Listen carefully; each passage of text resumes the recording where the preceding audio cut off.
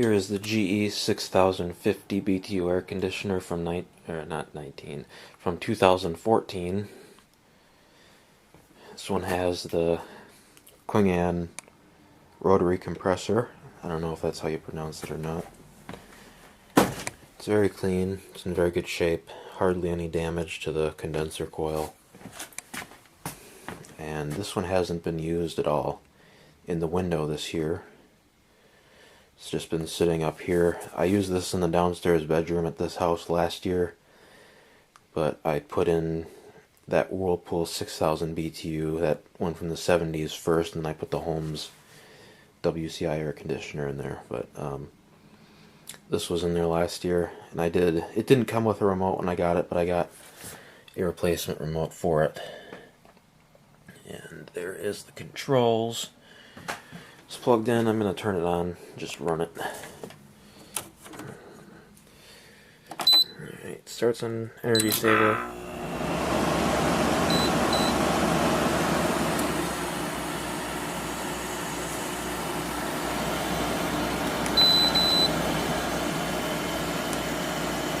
It gives you the current room temperature on the display. And as you can see, it has an auto setting for the fan.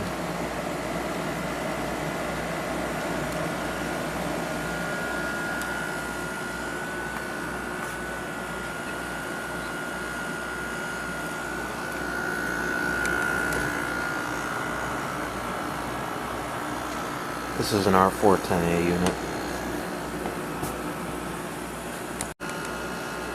This one gets cold pretty quickly.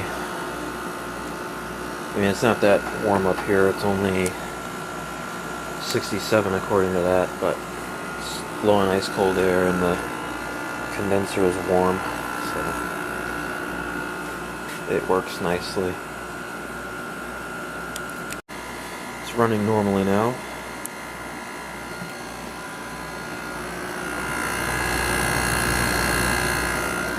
Go up to high speed.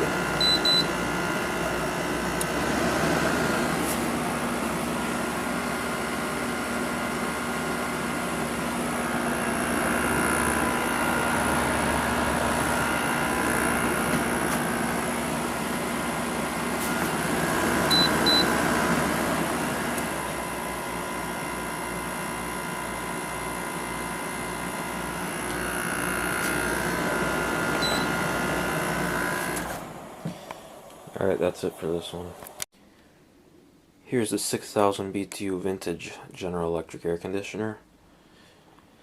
On all the videos I've made of this, I never mentioned who made the compressor. It's actually a General Electric rotary compressor in this air conditioner. And obviously the fan motor is going to be made by GE. Side panels are still in really good condition. And yeah, this thing really runs nicely. I'll turn it on, see if the compressor starts. It's kind of cool up here.